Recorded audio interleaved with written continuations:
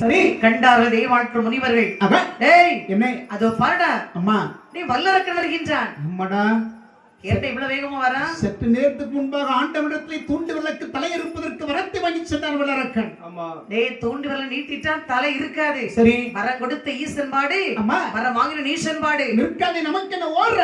இது கைலாசம் வரைவிட்டு யார் யாரெல்லாம் ஓடுகின்றார்கள்? யாரெல்லாம் ஓடுகின்றார்கள்? வானவரும் ஓடினார், வரையவரும் ஓடினார், வானவரும்